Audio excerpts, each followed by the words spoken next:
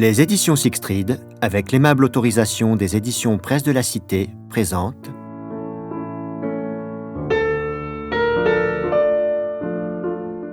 Les Rocheforts de Christian Laborie, interprété par Nicolas Justamont.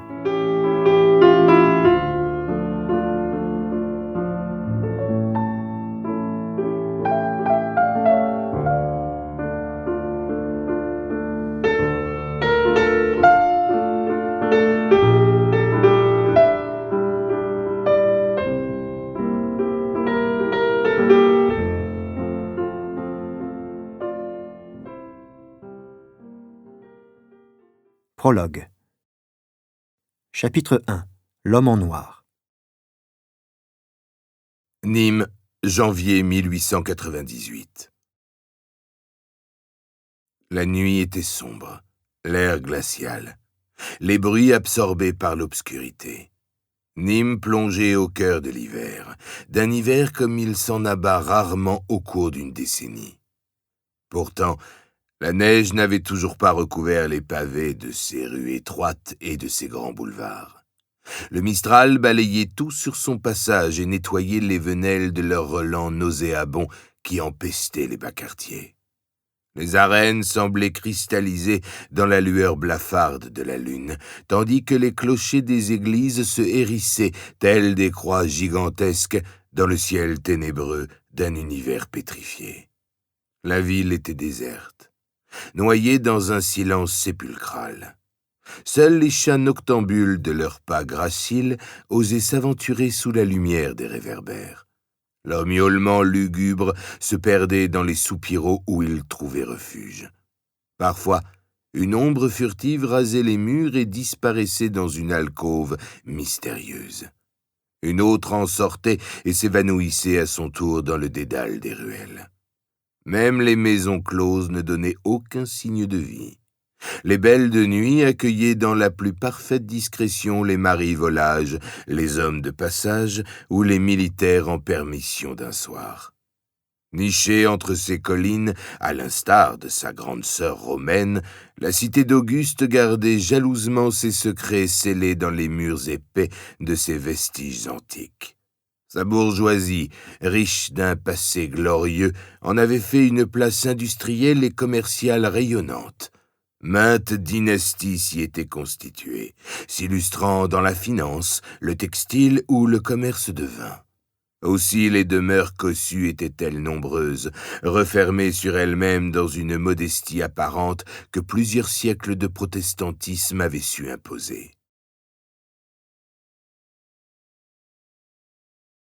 Provenant de la gare ferroviaire, une calèche, tout à coup, rompit le silence de la nuit. Les sabots ferrés de l'attelage martelaient les pavés humides. Leur claquement résonnait étrangement entre les murs des maisons endormies. Les roues cerclées de métal crissaient sur leurs moyeux comme le tranchant d'une lame sur la meule. La voiture, toute bâchée de cuir noir, s'engagea sur l'avenue Feuchère en direction de l'esplanade, contourna les arènes et remonta le boulevard Victor Hugo. Parvenue à une centaine de mètres de la maison carrée, elle s'immobilisa sur le bord de la chaussée. Au bout de quelques secondes, un homme en noir, habit de domestique et chapeau de forme, en descendit lestement, attacha la bride de son cheval à un garde-corps, alla frapper à la porte de service d'un hôtel particulier qui avait pignon sur rue. Personne ne vint ouvrir. L'homme cogna une seconde fois à l'aide du marteau de bronze, sans montrer le moindre signe d'impatience. Le bruit du heurtoir éveilla l'attention du locataire de la maison d'en face, un vieil insomniaque pour qui la nuit était une mauvaise compagne. Curieux, ce dernier s'approcha de sa fenêtre, un chandelier à la main, et n'eut que le temps de voir l'homme en noir disparaître dans la riche demeure. « Qu'est-ce que c'est ?» maugréa sa femme, tirée brutalement de son profond sommeil. « C'est rien, rendors-toi. Une voiture s'est arrêtée en bas, sous nos fenêtres. »« Et alors ?»« Alors rien. Un homme bizarre en est sorti. Je n'ai pas vu qui c'est. Il a disparu. »« Reviens donc te coucher. » Quelques minutes plus tard, l'homme en noir réapparut. Il portait un gros paquet dans les bras, dissimulé sous un drap sombre. Il le déposa avec précaution sur le siège de sa calèche, détacha la bride du cheval et s'installa à sa place. Puis, d'un léger claquement de fouet, il ordonna à l'animal de se mettre en marche. La voiture contourna la ville par les extérieurs au petit trot, comme pour éviter de réveiller les âmes endormies. Elle s'engagea sur la route d'Arles. Alors seulement le cocher fouetta son cheval à 3 reprises pour lui intimer l'ordre de prendre le galop. Les naseaux fumant dans l'air glacial, la bête obéit sans rechigner et s'élança dans les ténèbres. Derrière les murs de leur couvent, les sœurs de la Charité s'apprêtaient à célébrer les matines. 3 coups sonnèrent au clocheton de leur chapelle pour les rappeler à leur premier devoir de la journée. Dans le plus grand silence, chacune d'elles sortit de sa cellule et, empruntant le déambulatoire du cloître, mains jointes, tête baissée, esprit recueilli, se joignit aux autres pour se rendre à l'office.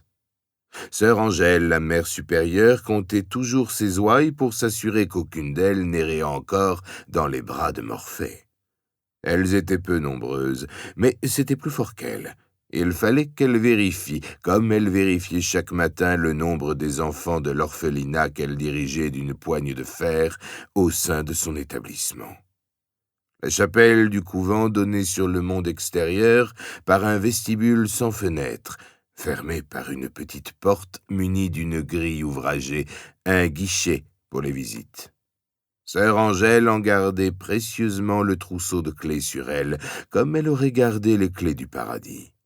À ceci près que, à ses yeux inquisiteurs, cette porte ne donnait pas sur le paradis, mais sur l'univers des tentations, des convoitises, celui de tous les péchés, en un mot, celui de Satan. Au reste, aucune de ses semblables ne sortait de l'enceinte du couvent où toutes, sauf les novices, avaient prononcé leurs vœux. Pour les plus âgés, sous la monarchie de Juillet, plus d'un demi-siècle auparavant. Une deuxième porte intérieure s'ouvrait dans le vestibule. Elle donnait accès à un large corridor en légère déclivité, plongé dans l'obscurité totale et au mur duquel des rangées de patères étaient fixées comme des crochets de boucher. L'odeur d'encens et de bougies éteintes qui s'élevait de la chapelle s'y répandait après chaque office et s'était instillée dans les boiseries, imprégnant les murs et le plafond. Sœur Angèle voyait là un bain purificateur pour les petites âmes qui en franchissaient le seuil pour la première fois après lui avoir été confiées. Au fond du couloir, une ultime porte s'ouvrait sur un autre monde, celui de la rédemption des êtres mal nés qui commençaient leur triste existence sur terre par la faute la plus grave, celle de ne pas être désirés. Les orphelins des Sœurs de la Charité étaient une 60aine.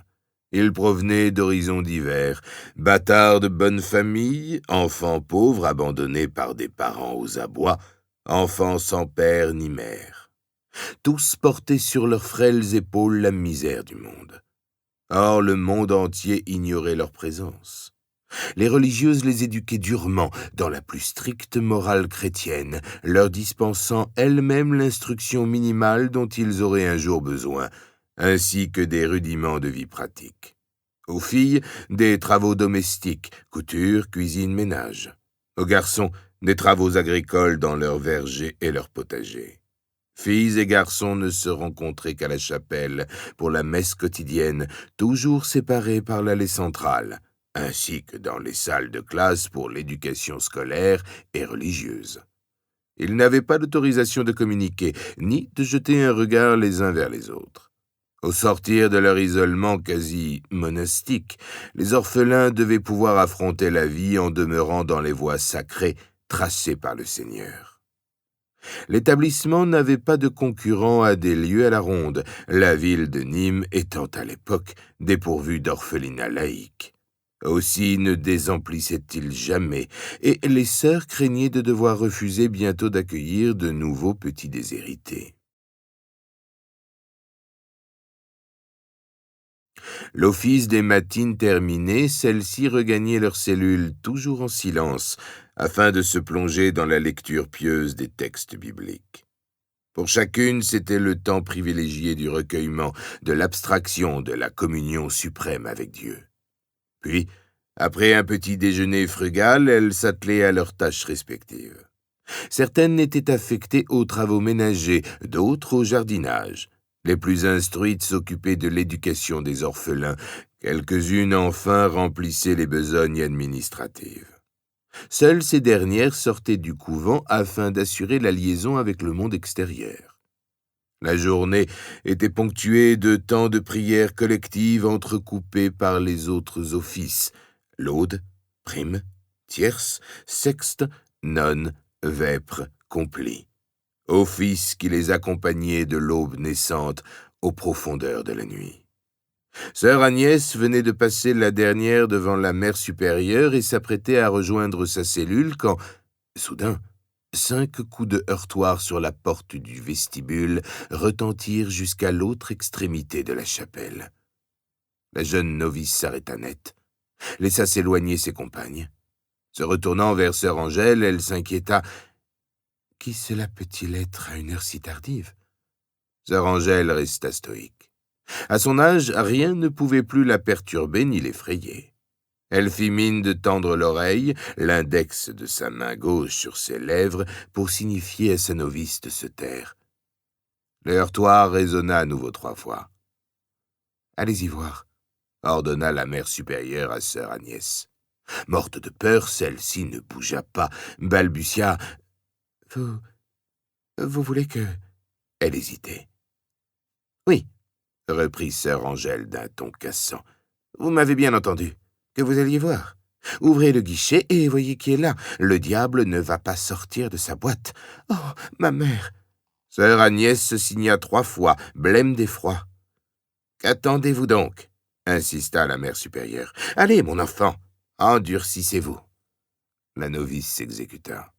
Elle traversa la chapelle, les mains jointes, dissimulées dans les manches amples de sa robe blanche.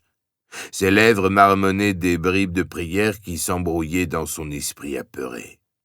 Une fois dans le vestibule, elle attendit quelques secondes avant d'ouvrir, retenant sa respiration. Elle prêta l'oreille pour mieux s'assurer qu'elle ne s'était pas trompée. Derrière la porte, elle perçut le souffle d'un homme, ou d'une femme. Elle n'aurait pu le dire. Elle avança une main mal assurée vers la grille du guichet, mais au dernier moment suspendit son geste. Brusquement, elle eut une vision étrange, un éclair noir dans son esprit qui lui fit craindre de voir apparaître le diable en personne. À 3 heures passées de la nuit, cela ne pouvait être une âme perdue en quête de charité, pensa-t-elle en se signant hâtivement. Tout son être tremblait. C'était la première fois depuis son entrée au couvent que sœur Angèle la mettait à l'épreuve et qu'elle se retrouvait confrontée à ses vieilles angoisses. Personne n'avait pu la soulager des troubles qui avaient empoisonné son existence dès l'adolescence. Depuis l'âge de 13 ans, en effet, sœur Agnès se débattait avec ses cauchemars et ses visions dantesques. Ses parents avaient consulté tous les professeurs de la faculté. Aucun ne lui avait apporté de remèdes efficaces à ses malaises psychiques. Elle ne trouvait de repos en son fort intérieur que dans les églises où elle sentait son âme s'élever et son esprit se libérer de son lourd fardeau. Ce fut la raison pour laquelle, à l'âge de 18 ans, la jeune Agnès de Boisdèvre avait décidé d'entrer au couvent pour y mener une vie de recluse, consacrée à Dieu et à son prochain. Chez les sœurs de la charité, elle avait recouvré la sérénité et la paix intérieure dont son être fragile avait besoin. L'obéissance aux règles, la simplicité de sa nouvelle existence, son retrait du monde lui assuraient les meilleurs remparts contre ces psychoses qu'elle interprétait comme des signes patents de la présence du malin. Encore hésitante, elle se retourna, jeta un regard inquiet en direction de la mère supérieure. Du fond de la chapelle, celle-ci la fixait sans bouger. Dans sa robe noire, elle ressemblait à un spectre venu d'outre-tombe. Seuls 2 éclats d'acier scintillaient dans la pénombre sous le voile sombre de sa coiffe. Elle tendit sa main gauche pour l'inviter à ouvrir. Alors, faisant appel à tout son courage, sœur Agnès fit glisser lentement la grille du guichet. À sa grande surprise, elle ne vit personne derrière. Pourtant, l'obscurité de la nuit lui semblait atténuée par une faible lueur, une lampe tempête, crut-elle. « Qui est là ?» osa-t-elle demander d'une voix chevrotante. Aussitôt, des pas se rapprochèrent. 2 yeux perçants apparurent à travers l'ouverture. « Enfin !» retentit une voix d'homme. « Je croyais qu'il n'y avait personne. J'allais m'en retourner. »« Que voulez-vous » questionna la jeune novice que la peur n'avait pas quittée. « Voir la mère supérieure. »« C'est pourquoi ?»« C'est personnel. Ouvrez-moi. »« Je ne peux vous laisser entrer sans autorisation. C'est un couvent de religieuses ici. Aucun homme ne doit y pénétrer sans y avoir été autorisé par notre mère supérieure. »« Alors allez la chercher, je vous le demande. »« Monsieur, avez-vous vu l'heure qu'il est pour nous déranger ainsi au beau milieu de la nuit ?»« Il n'y a pas d'heure pour faire la charité, que diable !» Sœur Agnès sursauta, se signa à nouveau. « Je vais voir, » bredouilla-t-elle interloquée. « Dépêchez-vous, il fait un froid de canard, et ce que j'ai à vous remettre est fragile. » Sœur Agnès referma le guichet, reprit ses esprits, s'en retourna informer sœur Angèle. « Ce n'est qu'un mendiant, » se dit-elle pour se rassurer. « Alors ?» lui demanda aussitôt la mère supérieure. « Un homme demande à vous voir, ma mère. »« À cette heure-ci. » »« C'est ce que je lui ai dit, mais il a insisté. Il m'a répondu qu'il n'y avait pas d'heure pour faire la charité. »« C'est bien, mon enfant, vous avez surmonté vos appréhensions. Je désirais vous mettre à l'épreuve. Je n'ignore pas que la nuit est pour vous une source d'angoisse terrifiante. N'oubliez pas que Dieu vous accompagne dans chacun de vos gestes, de jour comme de nuit. Il est votre meilleur rempart contre vos tourments. Allez en paix maintenant. Plongez-vous dans la prière et demandez à notre Seigneur d'illuminer votre esprit afin que vous ne soyez plus effrayé par les ténèbres. Je m'occupe personnellement de ce visiteur. » « Merci, ma mère. » Sœur Angèle alla ouvrir à son tour la grille du guichet et s'enquit. « Qui êtes-vous, monsieur, et que désirez-vous » L'inconnu s'approcha très près de la grille et parlementa longuement.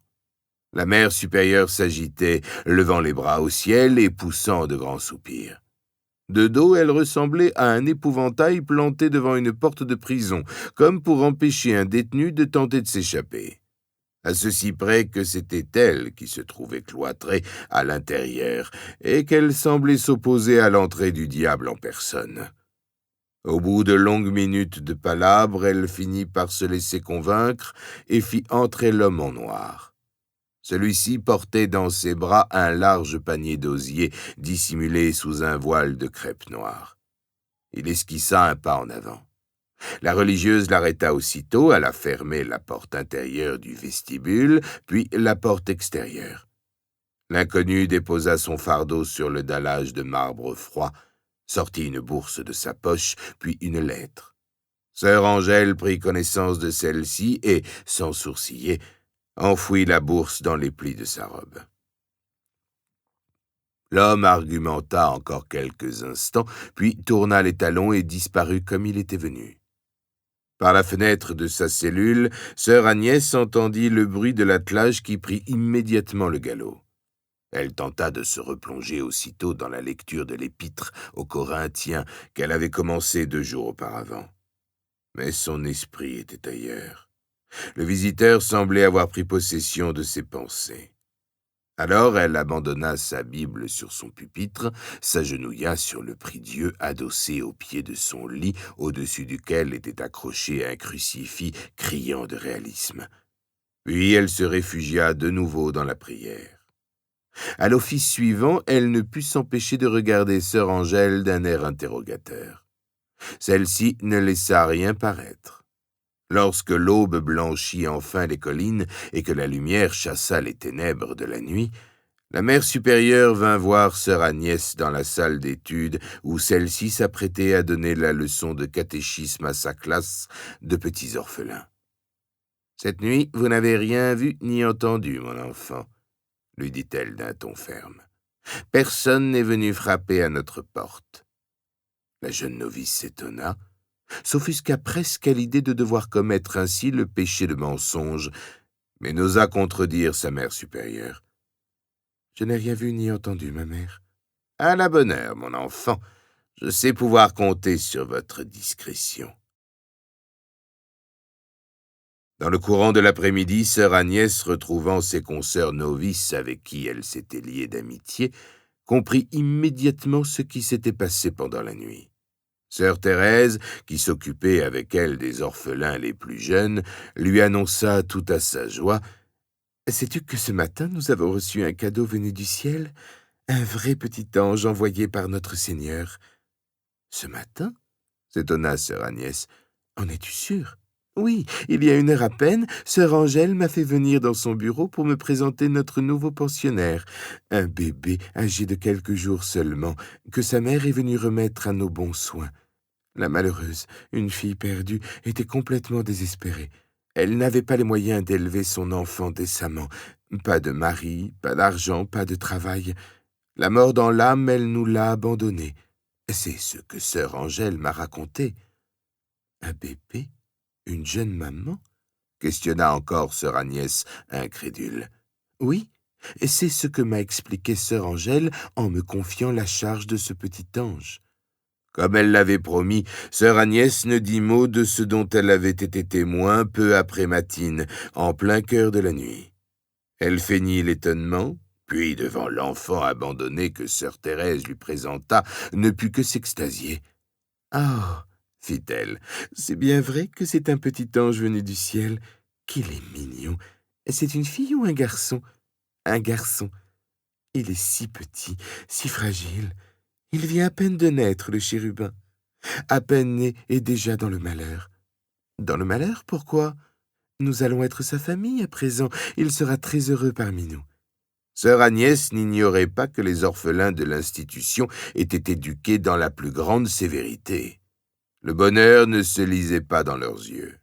Et si la charité des sœurs n'était plus à démontrer, l'amour dont ils avaient le plus besoin était ce qui leur manquait le plus. Au reste, son père, François de Boisdèvre, l'un des fondateurs de l'orphelinat, ne lui avait pas caché la vérité quand elle avait décidé de prendre le voile.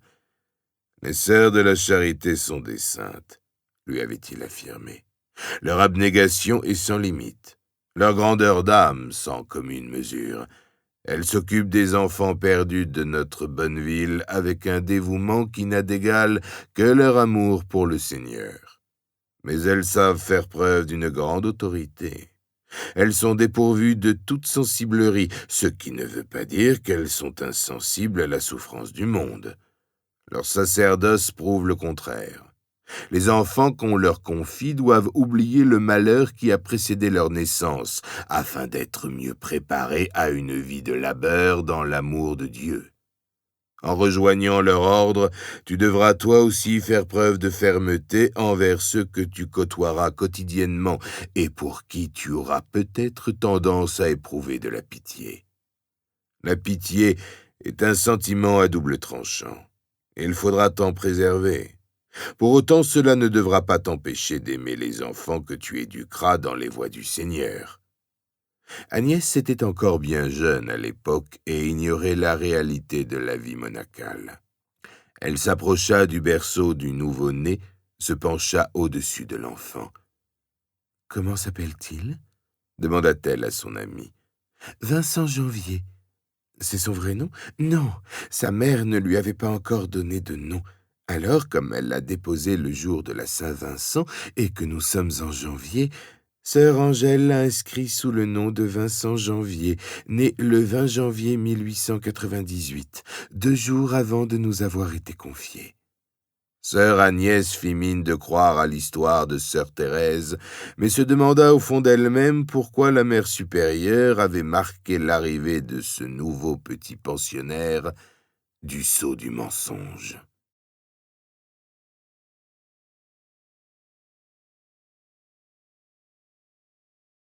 Chapitre 2. Un mariage de raison. Le deuil s'était abattu sur la maison des Rochefort. De grands draps noirs dissimulaient la riche façade de leur hôtel particulier, bien connu dans la ville de Nîmes depuis 2 générations. Une chapelle ardente avait été dressée dans le petit salon. Le corps de la défunte, visible sous un voile de tulle transparent, reposait dans son cercueil taillé dans le meilleur chêne. Des candélabres de bronze et d'argent diffusaient une lumière de circonstance et rendaient l'atmosphère encore plus sinistre.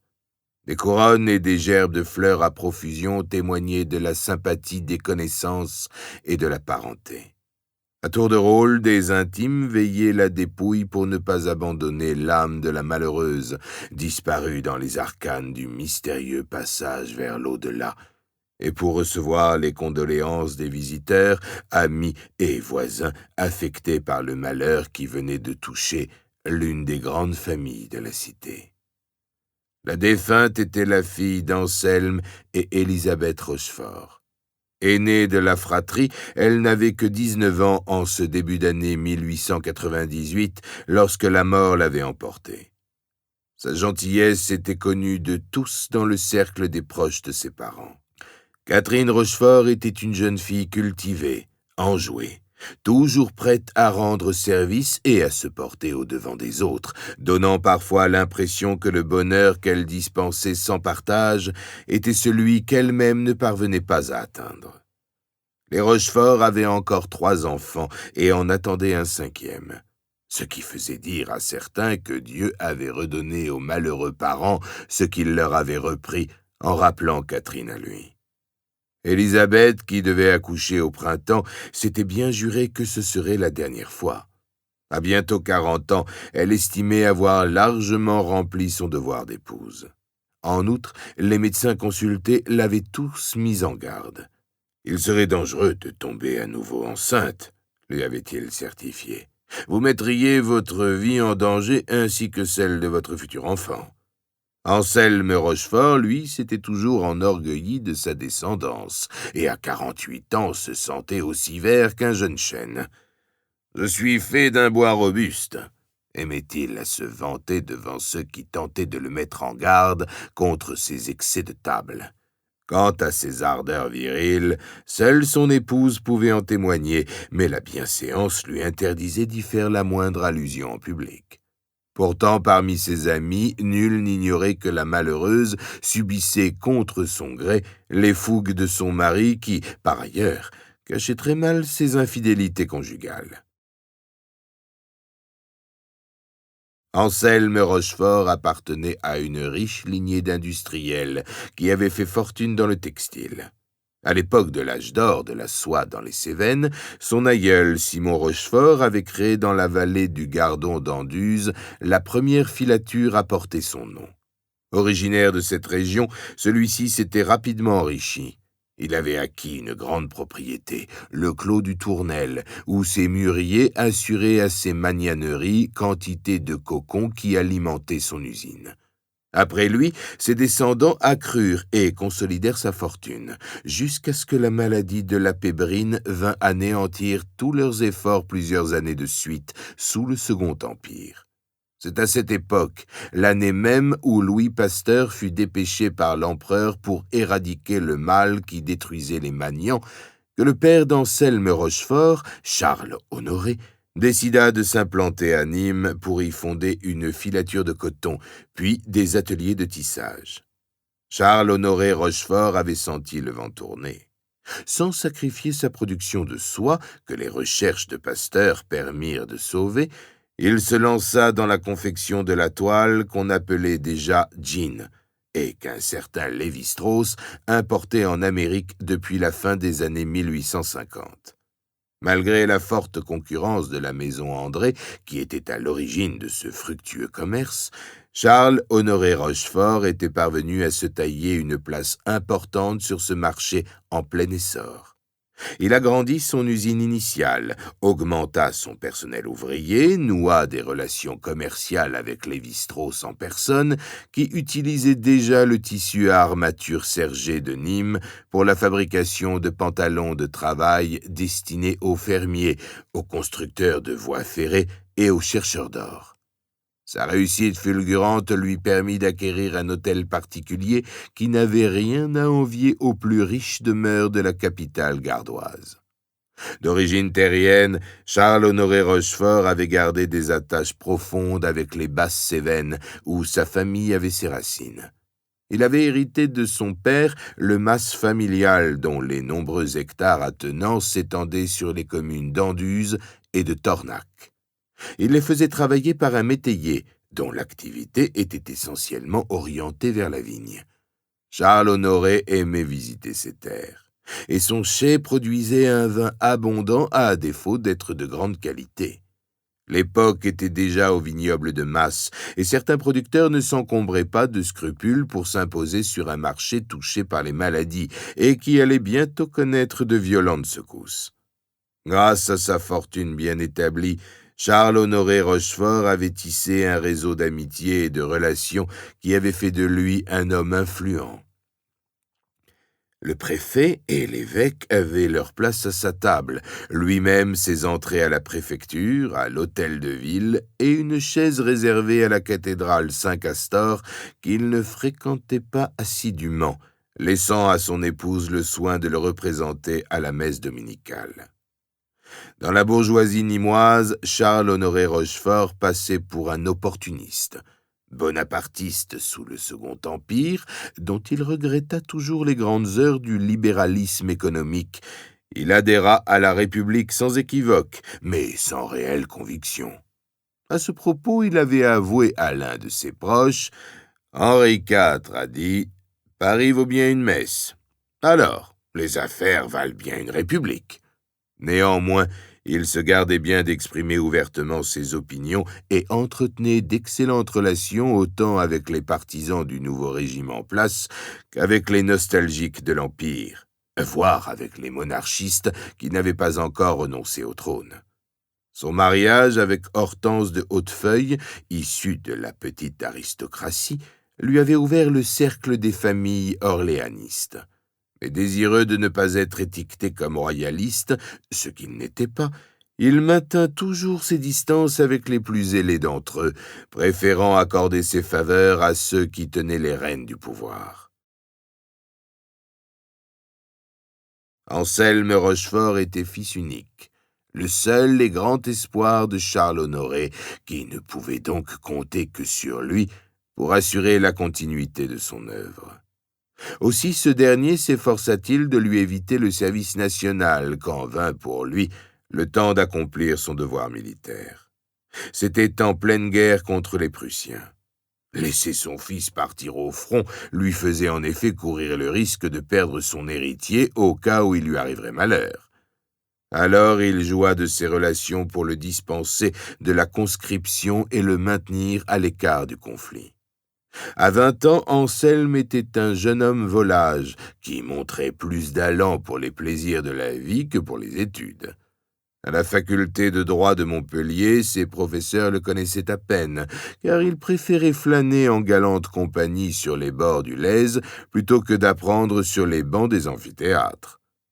Aussi Charles-Honoré, qui n'ignorait pas les travers de son fils, plaça-t-il ce dernier devant ses responsabilités. Il l'avertit.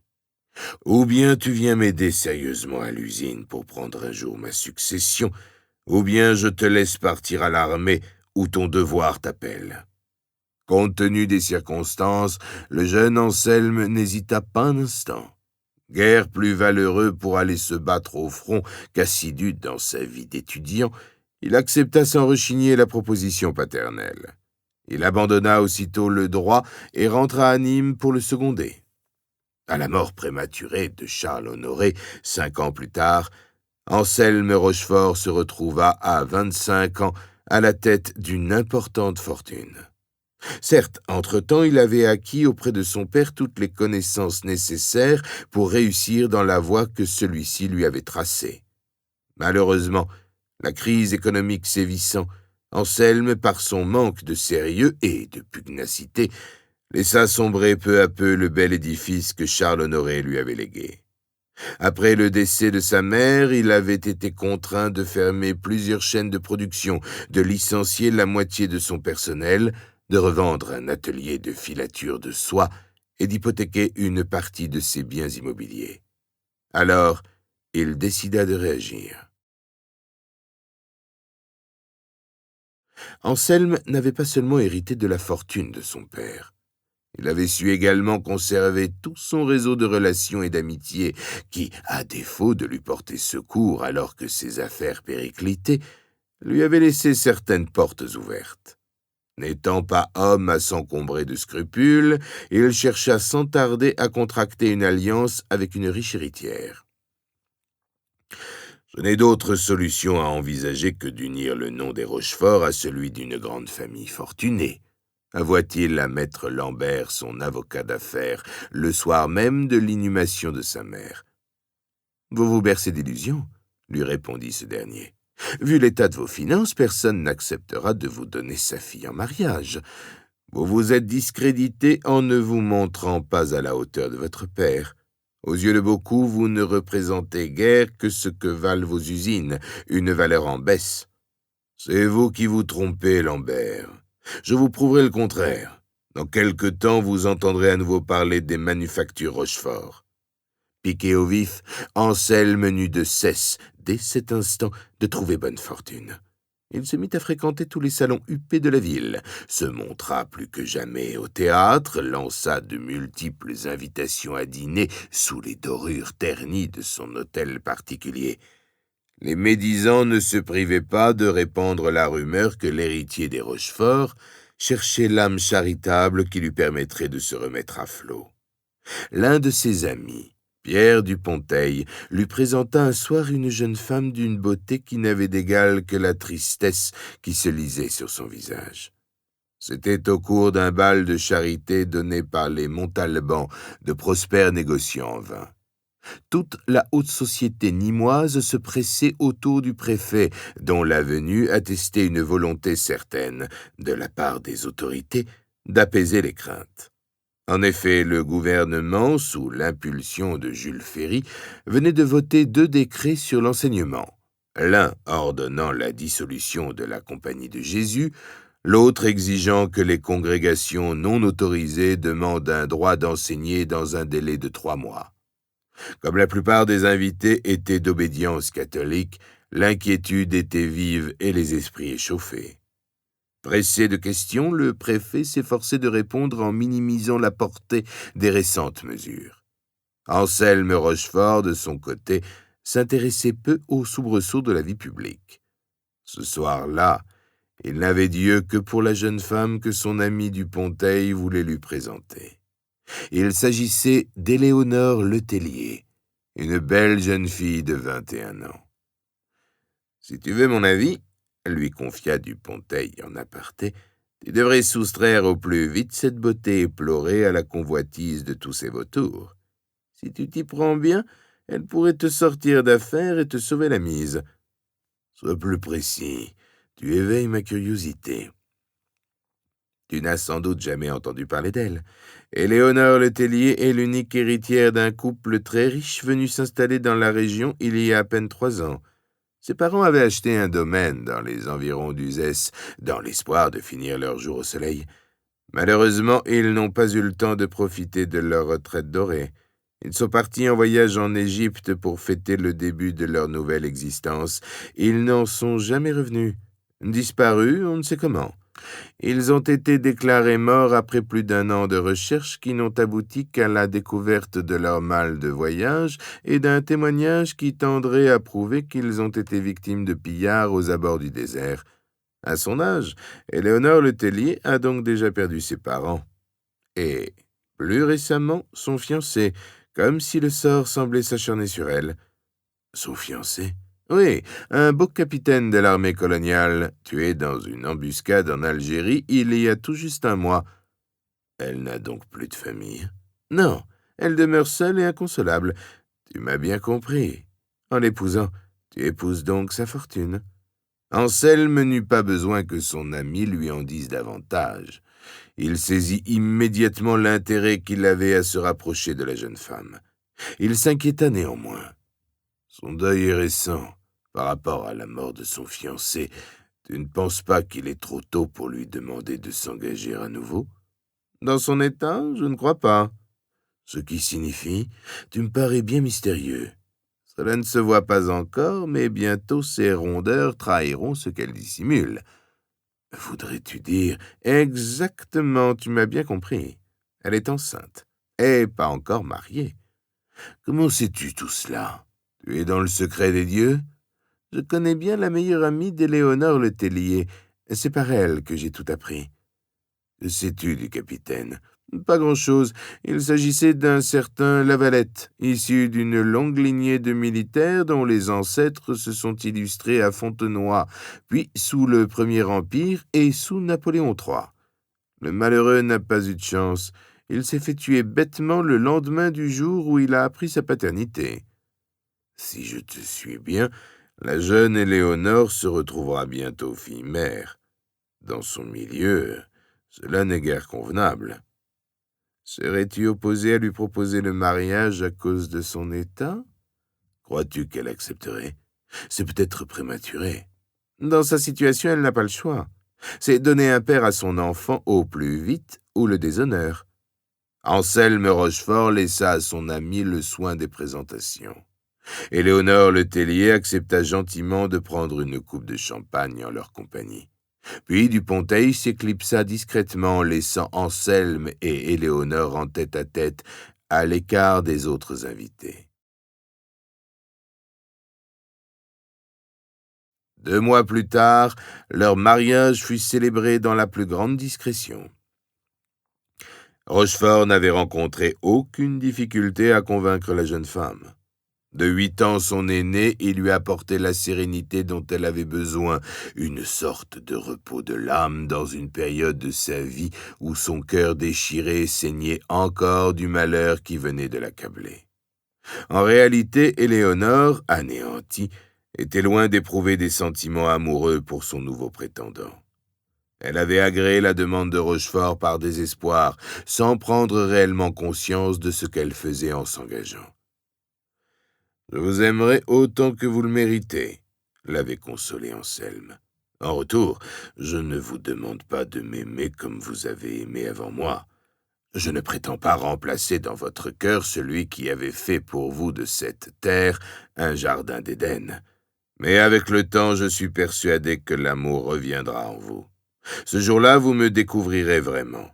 Je serai là auprès de vous, fidèle et dévoué comme je le suis déjà à présent. » La jeune Éléonore n'ignorait pas que son entourage la mettrait à l'écart lorsqu'il s'apercevrait de son état. Même dans la haute société, les mères célibataires étaient mises au ban, comme si la faute leur incombait à elles seules. Au reste, sans famille et sans véritables amis, elle se sentait déjà abandonnée. Et ce n'était pas sa fortune qui parvenait à la rasséréner. Aussi, quand Rochefort lui affirma qu'il serait un vrai père pour son futur enfant, s'abandonna-t-elle dans ses bras, se blottit-elle contre sa poitrine et épancha-t-elle son cœur trop longtemps contenu entre les digues de son chagrin. Catherine naquit 6 mois après le mariage. Personne dans leur cercle ne releva qu'Anselme n'était pas le père biologique du nouveau-né. En effet, dès le lendemain des noces, il avait emmené Éléonore aux Taillades, l'une de ces maisons de campagne situées au cœur de la montagne lozérienne. « J'ai une petite propriété à proximité de la Bastide, » lui avait-il appris. « L'air y est pur et vivifiant. Vous y serez tranquille pour attendre votre enfant. Je viendrai vous rendre visite régulièrement et serai à vos côtés quand arrivera le grand jour. Le médecin de la Bastide est un ami. Il me préviendra à temps. » Anselme mit ainsi Éléonore à l'abri des esprits médisants. Pendant presque 1 an, celle-ci demeura invisible. À ceux de ses amis qui lui demandaient où son époux se cachait, Anselme répondait « Je la préserve des envieux. J'en connais plus d'un qui ne demanderait pas mieux que de courtiser ma jeune femme pour me la ravir dès que j'aurai le dos tourné. » La plaisanterie courait en effet que Rochefort dissimulait jalousement sa tendre épouse comme un précieux trésor. Lorsque Catherine fut âgée de quelques mois, Anselme décida de faire revenir Éléonore à Nîmes. Auparavant, il avait annoncé la naissance de son enfant, afin que nul ne trouvât étrange le retour de sa jeune femme en compagnie d'un bébé. Seul Pierre Duponteil savait, mais il avait gardé le secret. Catherine fut donc accueillie comme la fille du nouveau couple que formaient Anselme et Éléonore. Nul ne chercha vraiment à comprendre. Et très vite, fort de la fortune de son épouse, l'industriel vit certaines portes se rouvrir devant lui. Une année s'écoula. Éléonore soutint financièrement son mari sans que celui-ci dût la supplier. Du reste, il se montrait bon époux et père attentionné. La trésorerie de ses usines commençait à être assainie, et l'on reparlait des manufactures Rochefort comme d'une valeur sûre. Les banquiers n'hésitaient plus à prêter à Anselme les sommes dont il avait besoin pour investir, les biens de sa femme tenant lieu de garantie. Ceux qui l'évitaient depuis le début de ses difficultés se rapprochèrent à nouveau. Mais Anselme n'était pas dupe. Il savait que sa résurrection dans le monde des affaires, il la devait à sa femme. D'ailleurs, personne n'ignorait qu'Éléonore était la seule détentrice de la fortune des Letellier. Fortune réalisée par une lignée d'industriels qui s'étaient enrichis dans les forges du Creusot. Méfiez-vous, l'avait cependant averti son avocat d'affaires. Ce que vous obtenez de votre épouse, vous lui en serez toujours redevable tant que celle-ci vivra. Sachons utiliser à bon escient l'aide financière qu'elle nous offre, mais faisons en sorte que votre réussite ne soit due qu'à un rebond de vos propres ressources. Il faudra mettre votre comptabilité en bon ordre afin qu'on ne puisse pas un jour vous déposséder de ce que vous aurez acquis depuis votre mariage. Qui aurait intérêt à cela? Vous divaguez, Lambert. Qui sait ce qui peut arriver? Vous n'êtes pas à l'abri d'un mauvais coup du sort. Anselme Rochefort ne se sentait pas fragilisé par le fait qu'il dépendait de son épouse. Cette situation ne saurait être que passagère, conclut-il. Néanmoins, il pensait bien ne jamais devoir rendre compte de l'origine de son retour à la fortune. En public, Anselme et Éléonore passaient pour un couple modèle, d'une étonnante discrétion et d'une hospitalité qui n'avait d'égal que la générosité dont ils faisaient preuve au profit des œuvres de charité de la commune. Anselme évitait de s'exhiber dans les soirées mondaines ou de participer aux grandes cérémonies. S'il maintenait toujours ses bonnes relations, il préférait les invitations dans l'intimité de son petit salon, qu'il avait fait restaurer dans un style plus contemporain pour plaire à sa jeune épouse. Celle-ci, cependant, l'inquiétait. Malgré la présence de sa fille à ses côtés, elle semblait de plus en plus soucieuse. La tristesse se lisait à nouveau sur son visage comme un livre ouvert. Certes, elle honorait de sa personne les réceptions données par son mari, mais elle ne participait guère aux conversations et se contentait de sourire, de répondre brièvement aux compliments qu'on lui adressait pour son élégance et sa grande beauté. À maintes reprises, Anselme la surprit à pleurer, sa fille serrée contre sa poitrine. Madame Combes, la nurse qui s'occupait de la petite Catherine, lui rapporta que sa maîtresse lui demandait de plus en plus souvent de la laisser seule avec son enfant.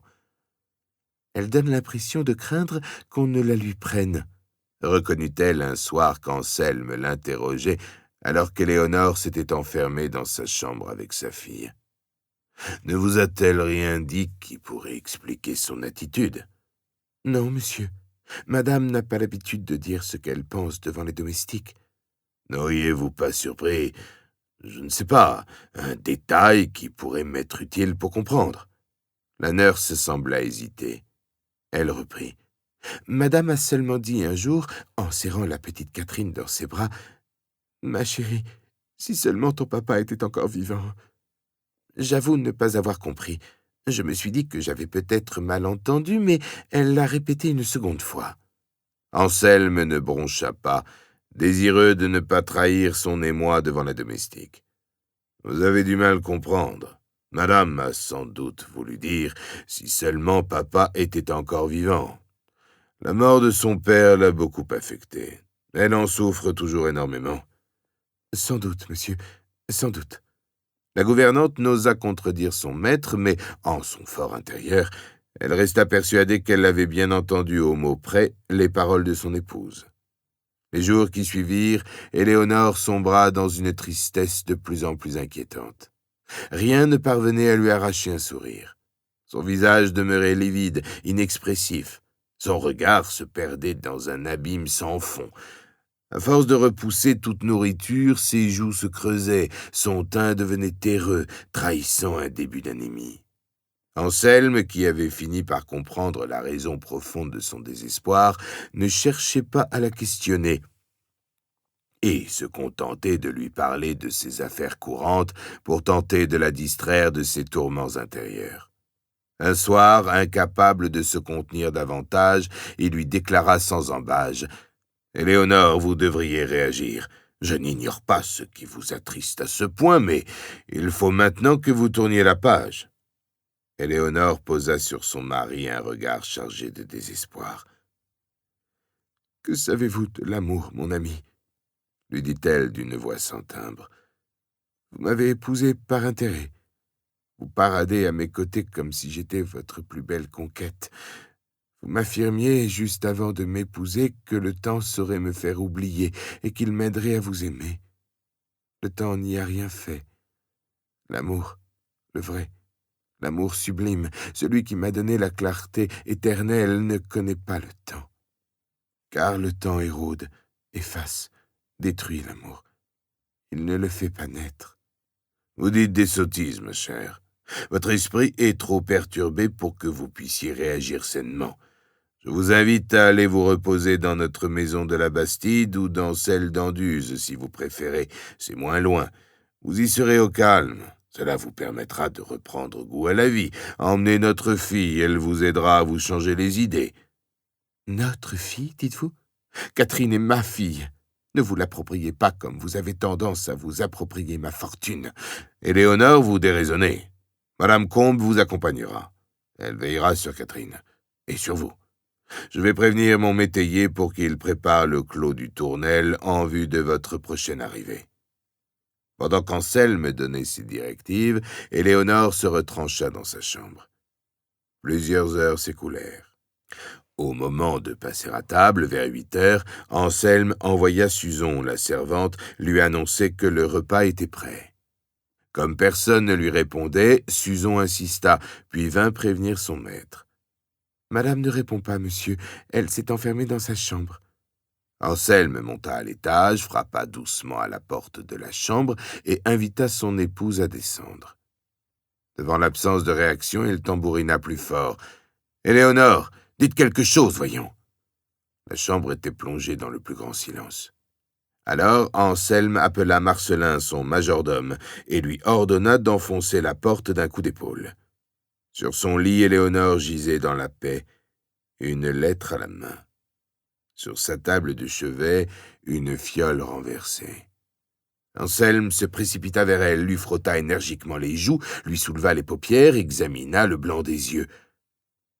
Devant l'irréparable, il se rendit immédiatement à la raison. « Il est trop tard, » balbutia-t-il. « Le poison a déjà fait son effet. » Anéanti, il parcourut sans attendre la lettre d'un regard troublé par les larmes. « Je n'en peux plus. Je suis allé rejoindre celui qui m'a tant donné et qui m'a fait connaître ce que personne d'autre ne pourra jamais m'offrir. Pardonnez-moi. Je n'ai pas su vous aimer. Occupez-vous de Catherine comme de votre propre fille. Aimez-la comme vous m'aimiez. Adieu, Éléonore. » 24 mois après son mariage, Anselme Rochefort se retrouvait déjà veuf. Loin de sombrer dans le désespoir, il réagit aussitôt. Éléonore Le Tellier ne lui avait-elle pas laissé son immense fortune en héritage, ainsi que sa fille Catherine, tout juste âgée de 18 mois. Dans la cathédrale Saint-Castor, lorsque le prêtre commença son oraison devant le cercueil de la jeune Catherine Rochefort, Anselme fut submergé par les souvenirs de son premier mariage malheureux. Celui-ci avait si bien débuté, songeait-il, et s'était si vite achevé de façon tragique. Il en éprouva soudain un vif regret et fut pris de remords à la pensée d'Éléonore. Son image lui revenait à la mémoire comme pour lui reprocher de ne pas avoir tenu ses promesses. 19 ans s'étaient écoulés depuis cette courte période de sa vie qui lui avait permis de refaire surface dans le monde des affaires. Pourtant, il lui semblait encore entendre ses dernières paroles, et il revoyait les mots d'adieu qu'elle lui avait adressés dans le désespoir juste avant de se donner la mort. S'était-il bien occupé de Catherine? Avait-il été le père qu'il avait juré d'être au moment d'épouser Éléonore? Qu'avait-il fait de ses ultimes volontés? En réalité, l'avait-il seulement aimée? Toutes ces questions le taraudaient et l'empêchaient de suivre attentivement la cérémonie funèbre à la suite de laquelle Catherine, sa fille, allait être inhumée dans le caveau familial que les Rochefort avaient pompeusement fait ériger dans l'allée centrale du cimetière communal. À ses côtés, Élisabeth, sa seconde épouse, ne se doutait pas que son mari était la proie des doutes et des remords. Entre eux, la confiance régnait depuis maintenant près de 15 ans. Ses enfants, assis à sa droite, ne témoignaient-ils pas de l'amour qu'il lui avait sans cesse porté, ainsi que ce bébé qui donnait déjà en elle des signes de vie? Élisabeth pleurait la mort de Catherine comme celle de sa propre fille. Au reste, ne l'était-elle pas dans les faits? Elle serra la main de son mari comme pour mieux le lui confirmer. Il ne réagit pas, tout à ses pensées qui le transportaient encore dans son passé.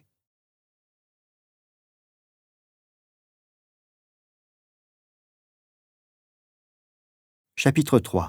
Une grande famille. Le décès d'Éléonore ne sembla pas affecter outre mesure Anselme Rochefort. Il se replongea aussitôt dans le travail. Ses proches amis le plaignaient, surtout à cause de la petite Catherine privée de sa maman à l'âge où un enfant a le plus besoin d'affection et de tendresse. Les plus amènes reconnaissaient qu'elle avait de la chance d'avoir un père comme Anselme, car elle ne manquerait jamais de rien.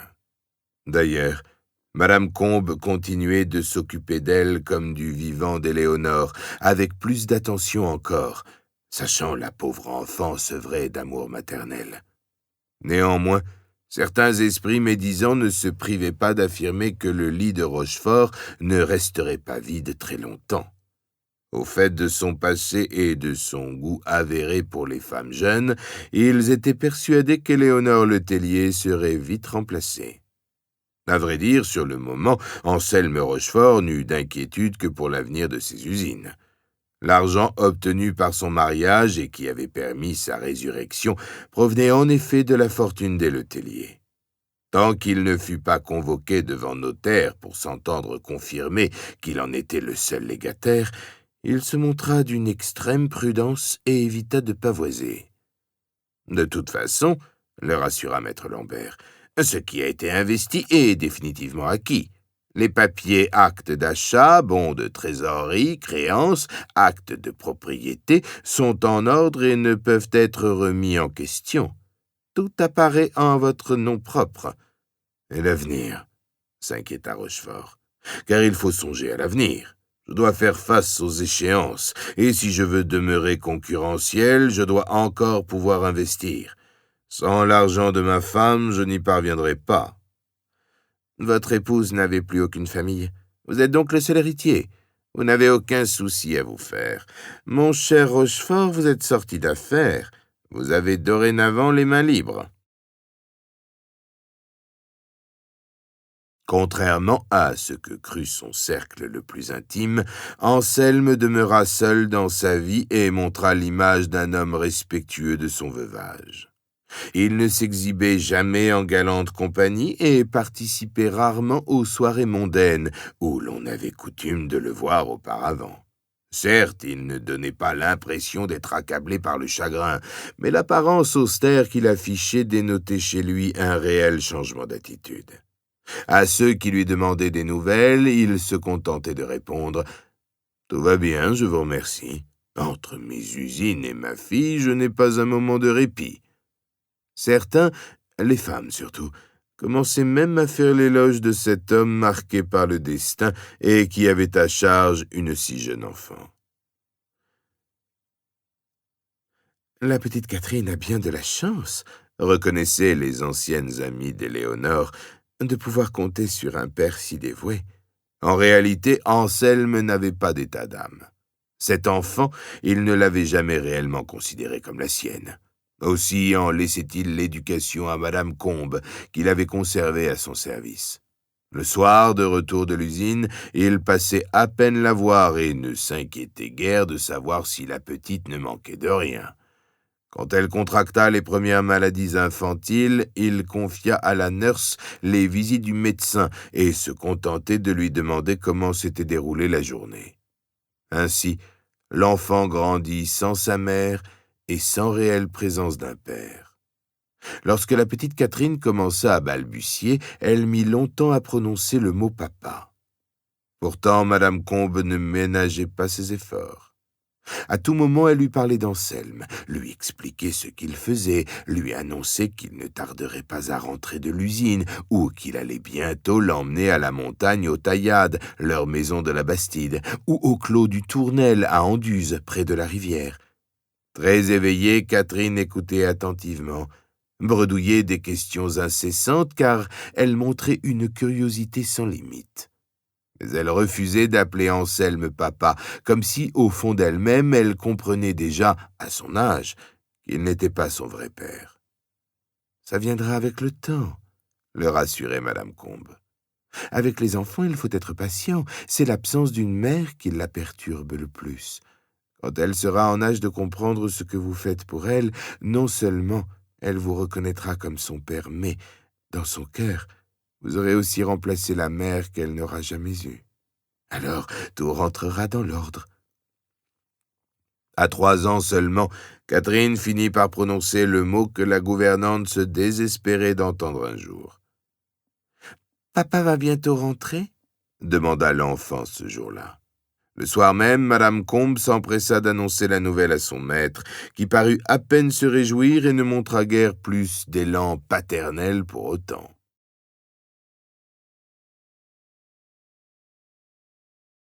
Les manufactures Rochefort ne connaissaient pas la crise. Les activités d'Anselme prospéraient et présageaient d'un avenir prometteur. Ses ateliers de tissage de coton et sa filature de soie tournaient à plein rendement. La serge qu'il fabriquait concurrençait les autres productions de la ville. Les exportations vers les États-Unis assuraient des bénéfices substantiels, même si elles ne constituaient pas encore la plus grande part du chiffre d'affaires. Maître Lambert, qui faisait de plus en plus office de fondé de pouvoir, était d'avis que les manufactures Rochefort devaient posséder leurs propres comptoirs commerciaux à Gênes, en Italie, ville à l'origine de la renommée de la toile de Nîmes, ainsi qu'à New York et à San Francisco, où la concurrence s'avérait la plus rude. « Je suis conscient que je ne suis pas le seul sur le marché de la toile de jean », lui objecta Anselme qui jugeait l'avocat d'affaires trop entreprenant. « Ni le seul, ni le premier. Mais je suis partisan d'attendre avant d'investir des capitaux à l'étranger. En cas de crise internationale, rien ne peut nous assurer que nos investissements y seraient à l'abri. » « Vous péchez par excès de prudence, Rochefort. Mes erreurs de jeunesse m'ont appris la sagesse, mon cher Lambert. Je vous rappelle vos propres paroles. Vous me reprochiez de ne pas avoir été à la hauteur de mon père. C'est bien ce que vous disiez, n'est-ce pas, lorsque je désirais unir ma vie à, disons, une femme dont la dot m'aurait sauvé la mise. Je ne voulais pas vous vexer, Rochefort, seulement vous mettre en garde afin de vous faire réagir.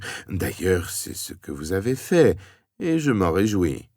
Alors je vais vous étonner une seconde fois. » Maître Lambert se méfiait des décisions que son principal client prenait parfois sans le consulter. Il s'inquiéta. « Qu'avez-vous l'intention d'entreprendre que vous m'auriez dissimulé jusqu'à ce jour ? » « Que je sache, je n'ai pas à vous dévoiler ma vie privée, Lambert. Un Rochefort, ne vous offusquez pas, je désire seulement votre bien. Plus précisément le bien de vos affaires, afin que le renom des manufactures Rochefort ne perde plus de son lustre. Vous devez bien cela à vos aïeux. Il ne s'agit pas de mes affaires, Lambert. De quoi alors? Je vais me remarier. L'avocat prit une mine étonnée et sembla soudain rassuré. Vous remariez? Mais c'est une très bonne nouvelle. Et puis-je savoir qui est l'heureux élu?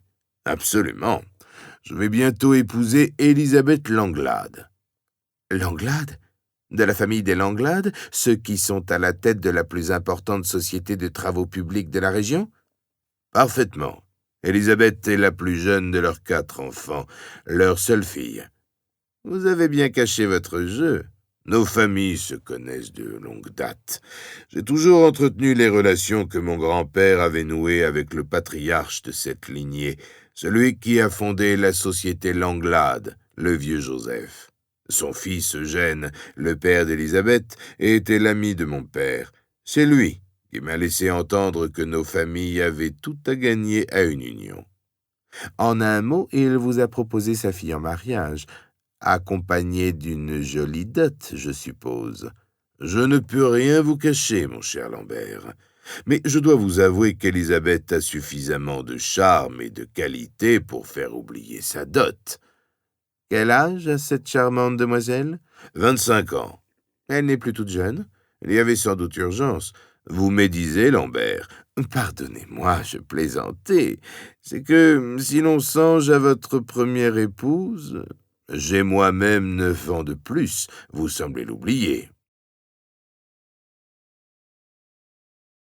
Anselme épousa Élisabeth Langlade à la fin de l'année, mettant ainsi un terme à 3 ans de veuvage. La jeune femme lui avait été présentée par son père au cours d'une réception donnée à l'occasion de son anniversaire. Anselme l'avait discrètement courtisée après lui avoir offert un somptueux cadeau. Puis, il s'était entretenu avec Eugène Langlade pour fixer les modalités du mariage. Contrairement au précédent, celui-ci se déroula en grande pompe. Les Langlade désiraient exhiber leur puissance, afin de mieux démontrer qu'ils étaient toujours les maîtres d'un marché qu'ils dominaient depuis déjà 2 générations. Cela gêna Anselme, qui craignait d'être la risée de la grande bourgeoisie de Nîmes. Mais maître Lambert, une fois de plus, sut le convaincre qu'il avait fait le bon choix. « Cette alliance confortera plus encore votre situation, » lui dit-il. « Cela vaut bien une cérémonie sous les ors et les apparats. » Catherine allait alors sur ses 5 ans. À son âge, elle n'eut pas conscience que son père se remariait. Elle ne savait pas ce que cela signifiait. Au reste, lorsque Madame Combe lui avait expliqué qu'elle aurait bientôt une maman, l'enfant avait accueilli la nouvelle avec une joie non dissimulée et montré à Anselme une tendresse dont elle s'était toujours gardée jusqu'alors. « Votre fille a enfin trouvé son équilibre », déclara la nurse à Anselme, qui s'étonnait de la réaction inattendue de Catherine. Le soir des noces, alors que l'heure n'était plus aux confidences et qu'Élisabeth attendait son mari dans le lit nuptial, Anselme lui présenta une requête qui la surprit. « J'aimerais vous demander une faveur, ma chérie. Une grande faveur. »« Est-ce vraiment le bon moment, Anselme ?» s'étonna la jeune mariée. « Cela ne peut-il attendre demain matin? Je veux qu'il n'y ait aucun malentendu entre nous au sujet de Catherine. »« Catherine? Je ne comprends pas. »« Cet enfant n'a jamais eu de mère jusqu'à présent. »« Je ne l'ignore pas. Vous êtes veuf et vous êtes son père. J'ai accepté cette situation en vous épousant. »« Certes, mais j'ai plus à vous demander. » Élisabeth parut intriguée. « Parlez donc, Anselme, si cela est si important. » « J'aimerais que vous considériez Catherine comme votre propre fille. Avec le temps, elle croira que vous êtes sa vraie mère. À son âge, les souvenirs de la petite enfance s'estompent vite. Plus tard, les enfants que nous aurons ensemble devront croire que Catherine est leur sœur à part entière et non leur demi-sœur. » Anselme entretenait la confusion dans l'esprit de sa jeune épouse. Il précisa. Les enfants de Delis ne font pas toujours bon ménage. Je ne voudrais pas que nos enfants rejettent leur demi-sœur. De plus, je ne souhaite pas que Catherine soit un jour tentée de rechercher qui était sa vraie mère. Comprenez, si elle venait à apprendre que celle-ci a mis fin à ses jours, elle pourrait en être profondément bouleversée. Devant de tels arguments, Élisabeth se rangea aussitôt à l'avis de son mari. « Je vous comprends très bien, Anselme. Si ce petit mensonge doit rendre la vie de Catherine plus heureuse, j'agirai comme vous me le demandez. N'ayez aucune crainte à ce sujet. » Ainsi, Anselme et Élisabeth commencèrent-ils une longue existence commune qui devait parachever la consolidation des manufactures Rochefort dans le monde des affaires. Aux yeux de beaucoup, il représentait la réussite parfaite de l'union de deux grandes et riches familles. Très vite, un premier enfant vit le jour et vint renforcer l'image harmonieuse que le couple donnait. Jean-Christophe naquit 1 an après le mariage. Puis Élodie arriva 2 ans plus tard. Élisabeth souhaita alors que ce fût sa dernière maternité. Mais 7 ans après, sans l'avoir désiré, elle tomba à nouveau enceinte de Sébastien, qui vit le monde prématurément dans des conditions difficiles. Certes, Élisabeth n'avait que 35 ans. Mais depuis quelques années, elle sentait son mari plus distant et le soupçonnait déjà d'infidélité. Anselme, effectivement, s'octroyait à l'occasion de petites aventures passagères.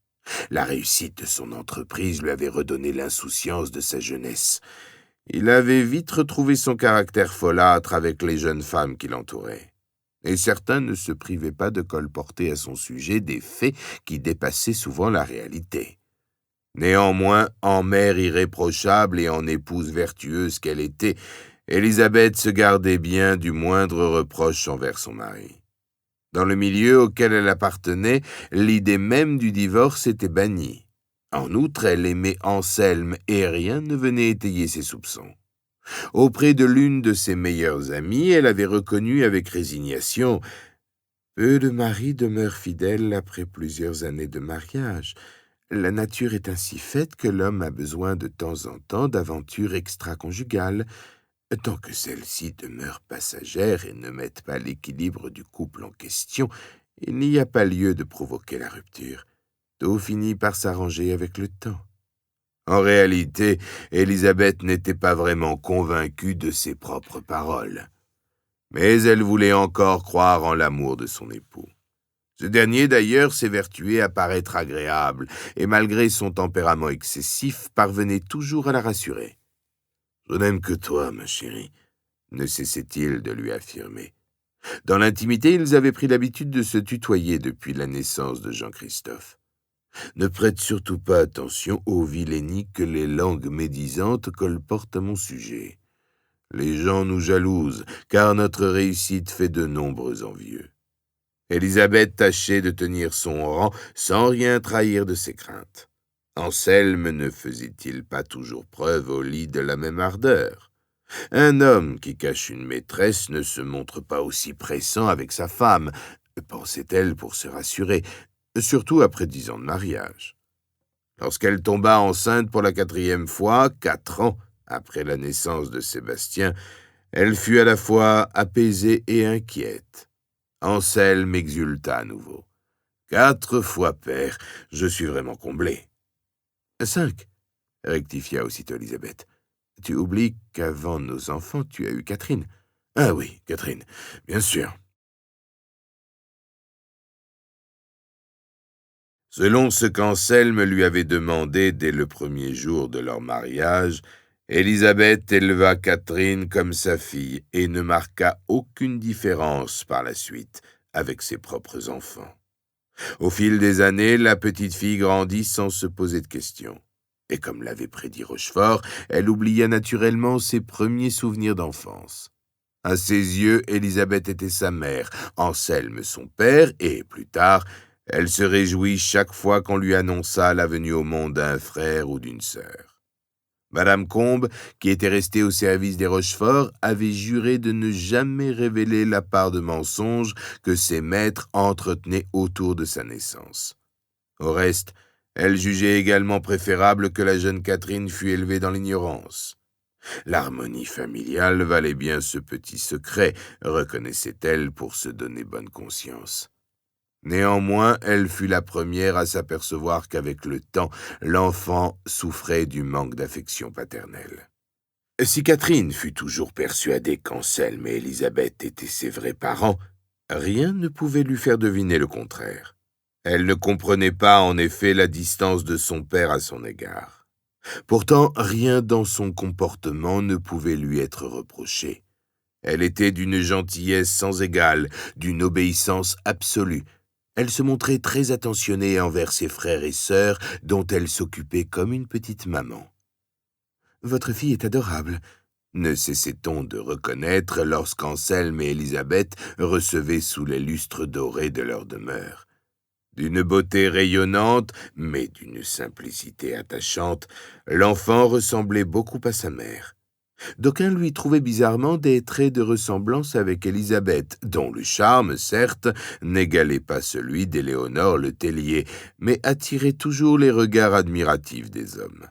Ce qui avait le don à la fois de flatter Anselme et d'exacerber sa jalousie. À l'adolescence, Catherine se sentit soudain comme rejetée par Anselme, qui ne lui témoignait qu'indifférence et froideur. Elle avait beau s'efforcer d'obtenir son amour, se montrer d'une humeur agréable dès qu'il apparaissait, elle ne parvenait pas à toucher son cœur de père et à éveiller en lui des sentiments. Or, Anselme ne se comportait pas de la même manière avec ses autres enfants. Et Catherine, maintenant, s'en apercevait. « Père ne m'aime pas », se désespéra-t-elle un jour devant Élisabeth. « Pourquoi dis-tu cela, ma chérie ?» s'étonna cette dernière. « Tu n'as pas le droit d'affirmer de telles sottises. Ton père aime tous ses enfants de la même manière. »« Non, je vois bien que moi, il ne m'aime pas. J'en ignore la raison, mais j'en souffre énormément, maman. Est-ce parce que je suis une fille et qu'il aurait préféré que l'aîné de ses enfants fût un garçon? Tu te méprends, ma chérie. Ton père ne fait aucune différence entre vous. » Élisabeth s'évertuait à prouver à Catherine qu'elle avait tort, mais en son fort intérieur, elle savait qu'elle était dans le vrai. Anselme n'éprouvait aucun sentiment paternel pour l'enfant qu'elle-même considérait comme sa fille. Aussi souffrait-elle de son côté de devoir mentir à Catherine en lui cachant qu'elle n'était pas sa mère. Si elle venait à l'apprendre, songeait-elle parfois, ce serait un drame. Petit à petit, Catherine sembla se rendre à la raison et se résigner. Elle reporta tout son amour sur Élisabeth et sur ses frères et sœurs qui, eux, l'aimaient comme une aînée pleine de tendresse à leur égard. L'entourage des Rochefort était loin de penser qu'il pouvait exister une fêlure dans leur unité familiale, tant l'image qu'ils offraient au monde était celle d'une famille parfaitement soudée. À 15 ans, Catherine attirait déjà le regard des jeunes et beaux prétendants. Certes, son visage ne trahissait aucunement la tristesse qu'elle ressentait de plus en plus intensément en son être meurtri. Mais au plus profond d'elle-même, le caractère de sa mère s'éveillait peu à peu. Cette sorte de besoin de vivre ses passions jusqu'à leur paroxysme. Or, voir son père si distant faisait naître en elle un sentiment d'incompréhension et de frustration qui commençait à la bouleverser dangereusement et à lézarder l'admiration qu'elle éprouvait pour lui. Elle finit par étouffer ce manque d'amour paternel en se laissant courtiser par un jeune homme issu d'une famille désargentée qu'elle rencontra dans une soirée mondaine organisée par ses parents. Elle se grisa de ses belles paroles, ne compta pas les coupes de champagne qu'il lui offrit, oublia son chagrin en se perdant éperdument dans ses bras. Leur relation durait déjà depuis plusieurs mois lorsqu'Anselme décida d'y mettre un terme. Il n'était pas question pour lui que sa fille s'affichât davantage avec le fils d'une famille au bord de la faillite. Mais Catherine persistait et s'opposait de plus en plus farouchement à son père. C'est alors que le drame éclata. Le bruit courut que la jeune fille était tombée gravement malade. La malheureuse n'aurait pas supporté la séparation forcée d'avec son prétendant. Anselme l'envoya alors se rétablir dans sa propriété de la Bastide, en Lozère. Personne ne s'étonna de la brusque disparition de Catherine. Et à ceux qui s'inquiétaient de son état de santé, Anselme répondait de façon laconique que sa fille était encore très faible et que l'air de la montagne lui profitait. Le jour où il annonça le décès de Catherine à son entourage, tous comprirent que le mal dont souffrait la malheureuse était sans doute plus grave qu'un simple dépit amoureux. Les maux de phtisie galopante et de tuberculose commencèrent à circuler. Mais nul n'osa demander aux malheureux parents plus de précision. La tragédie qui venait de s'abattre sur les Rochefort rassembla autour d'eux vrais et faux amis. Les grandes familles de la région témoignaient toujours leur compassion lorsqu'un drame touchait l'une d'elles. Mais quand il s'agissait d'un malheur dû à une faillite ou à un mauvais coup du sort, elles savaient prendre leur distance. Et les critiques finissaient souvent d'achever ceux qui n'avaient pas su se hisser à la hauteur de leurs propres intérêts, ni sauvegarder l'image de la bonne société qu'ils représentaient. Le monde des affaires, en ce sens, se montrait impitoyable.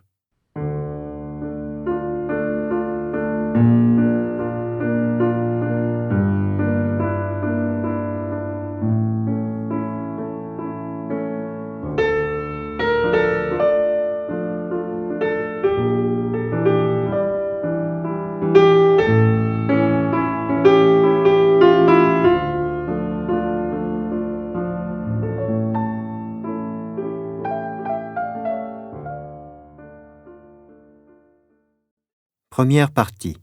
L'Alliance. Chapitre 4.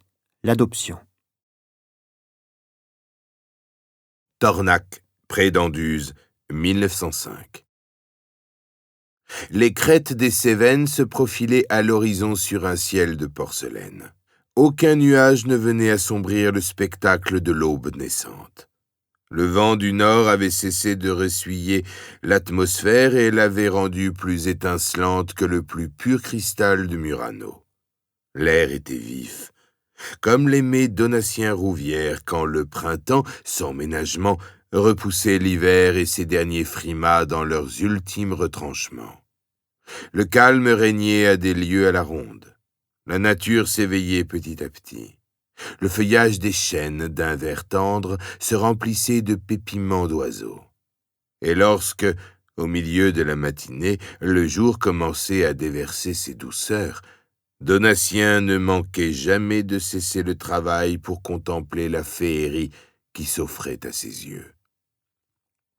Alors, il se trouvait un endroit tranquille, sous un arbre ou contre un muret, s'asseyait sur une pierre, ouvrait la lame de son opinel et se taillait 2 larges chanteaux de pain bis qu'il tirait du sac que Constance, sa femme, lui avait préparé avant même que le jour fût levé. Il mâchait lentement chaque bouchée, qu'il accompagnait d'un peu de lard ou de fromage de chèvre, comme pour apprécier toutes les saveurs qui s'en dégageaient. La senteur du blé qu'il cultivait, l'odeur de la cendre du four où il cuisait son propre pain, le fumet de la viande salée et séchée dans son grenier à l'abri de la vermine, le goût inimitable du caillé avec lequel Constance confectionnait ses pélardons. Pour rien au monde, il n'aurait manqué cet instant magique qu'il attendait chaque matin quand, à la pointe du jour, il commençait son travail dans ses terres. Pourtant, ce matin-là, Donatien Rouvière avait du vague à l'âme. Les regrets submergeaient ses pensées, qui l'empêchaient d'apprécier ce qui d'ordinaire le ravissait et lui donnait son courage pour une longue journée de dur labeur. Depuis plusieurs semaines déjà, depuis qu'il avait fêté ses 40 ans, son esprit était tourmenté par le fait qu'après lui, personne ne prendrait la relève. De son mariage avec Constance Duchesne, 15 ans plus tôt, 3 filles lui étaient nées. Louise, 1 an après leur union, Julie, 4 ans plus tard, Aline enfin, pour inaugurer le nouveau siècle. Il s'était alors écrié désespéré « Je ne suis bon qu'à faire des filles !» Sur le moment, sa remarque passa pour une plaisanterie sans conséquence, d'autant que Constance, qu'il avait épousée par amour et non par intérêt, semblait ravie d'être ainsi entourée de filles. Les filles sont toujours plus proches de leur mère, pensait-elle non sans raison. Elle-même n'était-elle pas à l'époque plus proche de ses parents que son mari des siens? Mais très vite, elle comprit que ce dernier souffrait de ne pas avoir de fils. L'amour-propre d'un père, la rassurait sa mère quand, auprès d'elle, elle s'en inquiétait. Avec les années, Donatien apprit à aimer ses filles comme s'il avait eu des garçons. Au reste, il les élevait plutôt durement, leur inculquait l'idée que, plus tard, elles devraient faire honneur à leur mari et se montrer résistantes à la tâche. « C'est votre seul gage d'égalité », leur expliquait-il, comme pour se dédouaner du travail qu'il exigeait d'elles alors qu'elles avaient encore l'âge d'être maternées. Donatien Rouvière possédait une belle propriété sise sur la commune de Tornac, que dominaient les ruines du château médiéval des seigneurs d'Anduze. Riche paysan, il avait hérité de son père la ferme familiale, la Fenouillère, dont le domaine s'étendait sur la rive droite du Gardon. Une 50aine d'hectares de vignes, de parcelles emblavées et de prairies complantées de mûriers et d'oliviers lui assuraient la plus grande partie de ses revenus. Sur les collines avoisinantes, de vastes friches lui permettaient aussi d'élever un troupeau de 300 brebis qu'il envoyait à l'estive de juin à fin septembre en Lozère, sur des terres appartenant à Anselme Rochefort, un riche industriel nîmois. Celui-ci était aussi son plus proche voisin. Son domaine, le clos du Tournel, était mitoyen avec la Fenouillère. Les deux hommes se connaissaient de longue date. Leur famille, en effet, était originaire d'Anduze depuis plusieurs générations. Sans jamais se fréquenter vraiment, ils avaient appris à s'apprécier, malgré leurs différences d'âge. Chaque fois qu'Anselme Rochefort venait se réfugier dans sa propriété d'Anduze, il ne manquait jamais de rendre visite à Donatien, ni de lui demander des nouvelles des siens. Parfois, les deux hommes se rencontraient à la Bastide, en Lozère, au cours de l'été, pendant le temps de la transhumance. La ferme des Rouvières passait dans la région pour l'une des plus prospères. Grosse bâtisse de pierre calcaire, construite autour d'une cour fermée où poules, oies et canards se débattaient en toute liberté, elle semblait érigée pour l'éternité. Pour le moins, 8 générations de Rouvières s'y étaient succédées, tous protestants depuis aussi loin que Donatien connut le plus ancien de ses aïeux. Pour l'aider dans ses tâches agricoles, celui-ci embauchait à l'année 3 jeunes manœuvriers que commandait Victor, son maître valet. Ce dernier, à 45 ans, arborait déjà un air cacochime, auquel il devait son surnom de Papet. D'ailleurs, privés de leurs grands-parents, les filles de Donatien le considéraient un peu comme leur grand-père. Pourtant, à lui seul, Victor en abattait du travail, ce qui faisait avouer à son maître « Je ne me séparerai jamais de Victor pour tout l'or du monde ». Sa silhouette frêle et son corps décharné auraient pu laisser croire que le valet de ferme de la Fenouillère était mal nourri et exploité par ses employeurs, ou que la maladie le rongeait de l'intérieur. En réalité, il n'en était rien. Donatien et Constance se montraient aux petits soins pour lui et n'hésitaient pas à lui rendre l'existence plus facile quand ils le pouvaient. « Si seulement nous avions un fils !» se lamentait parfois Donatien quand il prenait conscience de la limite des forces de son domestique. « Papé ne sera pas toujours là pour me seconder. »« Nos fils marieront un jour, » lui rétorquait Constance. « Nos gendres seront alors les fils que nous n'aurons pas eus. »« Les gendres ne sont jamais que des pièces rapportées. Ce ne sont pas les fils. D'ailleurs, ils iront travailler chez leur père, comme tous les fils de paysans, et ils emmèneront nos filles. Nous resterons bien seuls, je le crains. » Constance finissait par prendre les lamentations de Donatien pour des reproches. Pour un peu, elle aurait culpabilisé d'avoir été incapable d'engendrer des fils. Aussi, petit à petit, l'idée d'adopter un garçon lui tarauda l'esprit. Par ce beau matin de printemps, Donatien en était donc à ressasser 1000 regrets de ne pas avoir un fils pour lui succéder. Quand il regardait ces hectares de bonne terre s'étendre sous ses yeux et exhaler sous les premiers rayons du soleil leur puissante odeur d'humus, il restait songeur et dubitatif. À quoi auront servi mes efforts et ceux de mes aïeux avant moi, se morfondait-il, si la fenouillère doit tomber un jour dans les mains d'un étranger, fût-il mon futur gendre? Il songeait à l'idée de Constance, adopter un garçon. Faire d'abord de lui un vrai petit paysan et avec le temps, s'il se montrait à la hauteur, son fils. Adoptif, certes, mais un fils à part entière. Un enfant à qui il donnerait tout. L'éducation, les savoir-faire, puis un jour ses terres, sans toutefois déshériter ses filles, évidemment. Et pourquoi pas son nom? S'il le reconnaissait officiellement, il porterait son nom, Rouvière. Ainsi, la lignée ne serait pas brisée, interrompue. Le sang, se reprit-il. Le sang des Rouvières ne coulera pas dans ses veines. Il ne sera jamais qu'une pièce rapportée, lui aussi, comme les gendres. Donatien se débattait avec ses pensées contradictoires. Son esprit n'était pas au travail. Pourtant, 3 jours complets de sarclage dans ses vignes l'attendaient.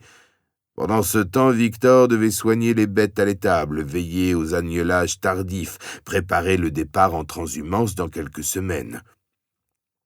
De son côté, Constance avait beaucoup trop à faire pour lui venir en aide, occupée dans sa magnanerie et à surveiller les filles. En outre, Donatien ne lui demandait jamais de l'accompagner dans ses terres, hormis au moment des vendanges où il avait besoin de tout son monde.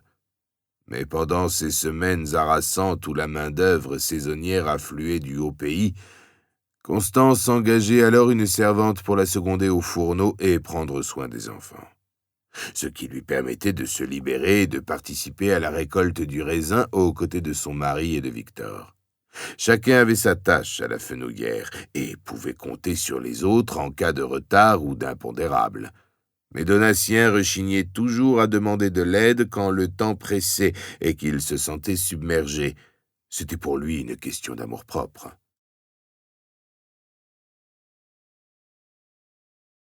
Quand il eut avalé ses 2 chanteaux de pain et une rasade de piquettes, il referma lentement son opinel, le rangea méticuleusement au fond de sa poche, s'essuya les lèvres d'un revers de manche et, à voix haute, marmonna entre ses dents.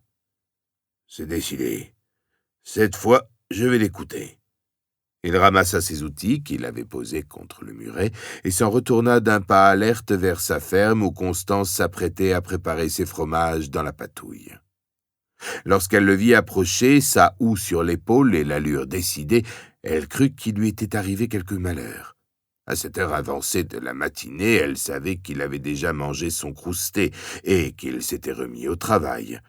Elle ne l'attendait donc pas avant midi. Elle s'inquiéta. « Que se passe-t-il, Donatien? Pourquoi as-tu abandonné tes vignes? Tu as besoin de l'aide de Papé? »« Non, il ne s'agit pas de mes vignes ni de Victor, mais de nous. »« De nous? Je ne comprends pas. » Constance prit peur.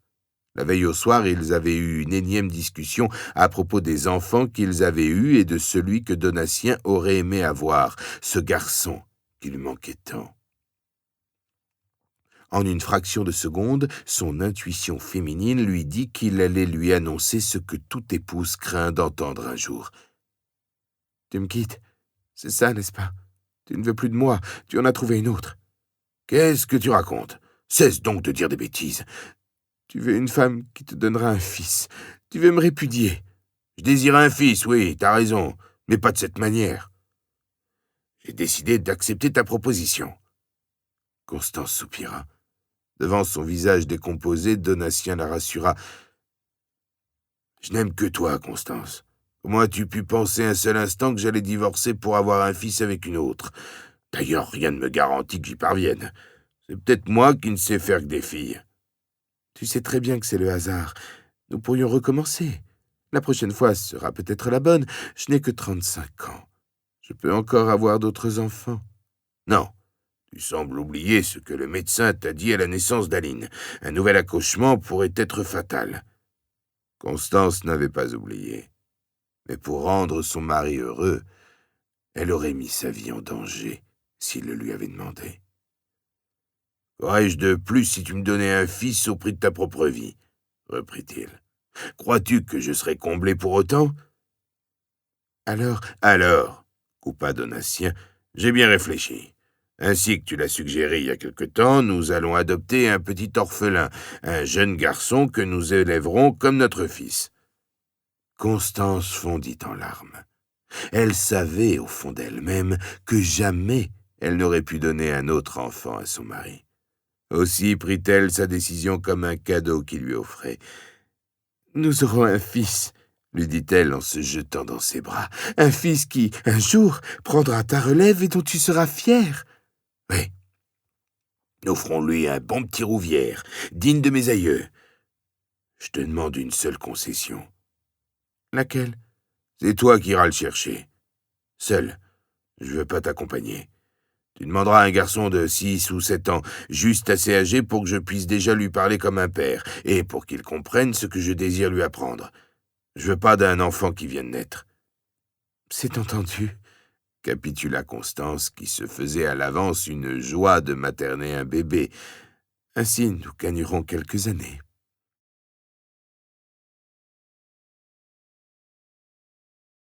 3 jours plus tard, dès Potron-Minet, Constance, accompagnée de Louise, son aînée, se mit en route pour Alès. Malgré l'heure précoce à laquelle la diligence les déposa devant le relais de poste, les rues de la cité Cévenol grouillaient déjà de monde. Tout un peuple de marchands, d'ouvriers et de cheminots se bousculait pour se rendre sur les lieux de travail disséminés aux 4 coins de la ville. Vers 8 heures, elle monta dans le train de Nîmes, où, savait-elle, existait un orphelinat tenu par des sœurs catholiques. En dépit de leur appartenance à l'Église réformée, Constance avait convaincu Donatien de s'adresser à cette congrégation religieuse pour entreprendre sa démarche, plutôt qu'à l'assistance publique, où, croyait-elle, les enfants étaient maltraités et malheureux. Renseignement pris, le curé de Tornac, avec qui elle entretenait de bonnes relations, lui avait affirmé que les sœurs de la Charité s'occupaient d'un établissement renommé pour la qualité de l'enseignement et la rigueur de l'éducation qu'elles donnaient à leurs jeunes pupilles. Devant la gare de Nîmes, Constance héla un fiacre et se fit conduire route d'Arles, jusqu'à l'institution catholique dont elle avait noté précieusement l'adresse dans un petit carnet.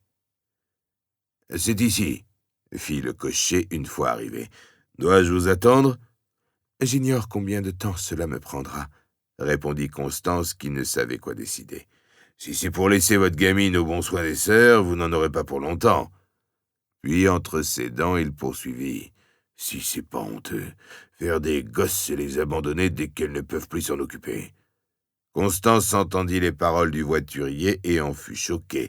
Elle se retourna et, cassante, lui rétorqua « Je n'ai plus besoin de vos services, monsieur.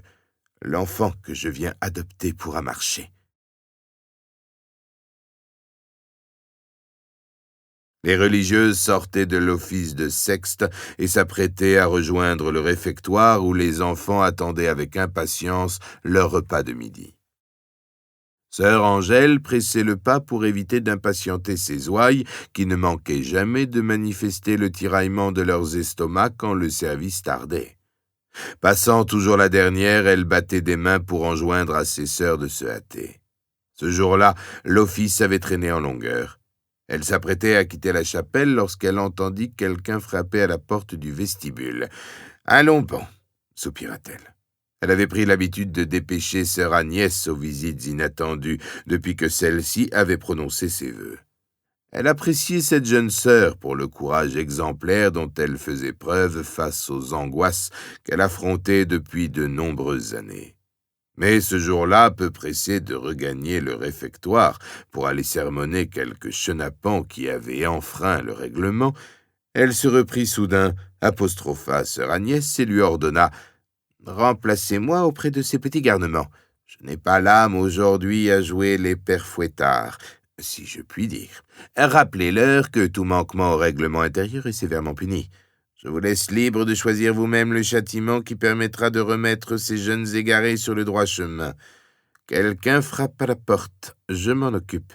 Ne m'attendez pas pour commencer le repas que nous offre notre Seigneur Jésus-Christ. » Sœur Agnès obtempéra et, sans conviction, alla réprimander ses jeunes protégés qui, elle le savait, n'avaient fait que manifester leur désir de vivre un peu plus libre dans un univers carcéral où l'amour était ce qui leur manquait le plus.